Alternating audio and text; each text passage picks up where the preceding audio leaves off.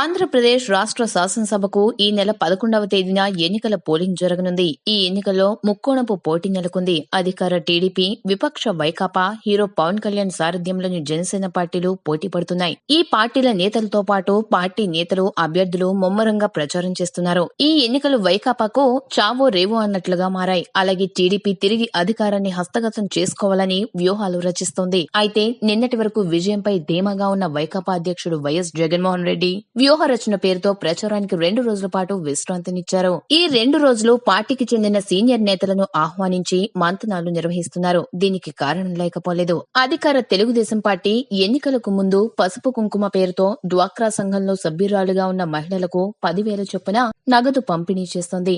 ఇప్పటికే తొలి దశ నగదును పంపిణీ చేసింది. ఈ పసుపు కుంకుమ పథకం టీడీపీకి ఓట్ల వర్షం కురిపించనుందని పలు సర్వేల్లో తేలింది. దీంతో ఈ పథకాన్ని ఆపాలంటూ వైకాపా నేతలు హైకోర్టును ఆశ్రయించారు. అయితే ఈ పథకం ఎన్నికల షెడ్యూల్ వెలువడక ముందే అమలు చేసిందని, అందువల్ల ఈ పథకం అమలును నిలుపుదల చేయలేమని హైకోర్టు స్పష్టం చేసింది. ఇది వైకాపాకు గట్టి షాక్ లా మారింది. పైగా 2వ విడత పసుపు కుంకుమ పథకం కింద నగదు బదిలీకి ప్రభుత్వం సమ్మతం తెలిపింది. దీంతో ఏం చేయాలో తెలియక వైకాపా అధినేత జగన్ 2 రోజుల పాటు తన ప్రచారానికి విరామమిచ్చి హైదరాబాద్ లోని లోటస్ పాండ్ లో వ్యూహ రచన చేస్తున్నారు.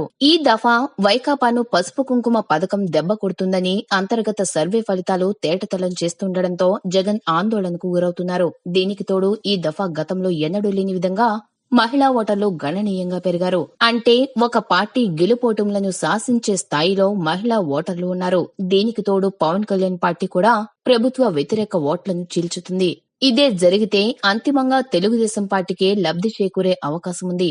అలాగే ఉభయ గోదావరి జిల్లాలతో పాటు ఉత్తరాంధ్ర జిల్లాల్లో కాపు సామాజిక వర్గం ఓట్లు కూడా చీలిపోయే అవకాశం ఉంది. ఈ 2 అంశాలను కూడా జగన్ పరిగణలోకి తీసుకుంటున్నారు. దీంతో ఆయన వ్యూహ రచనలు చేస్తున్నారు.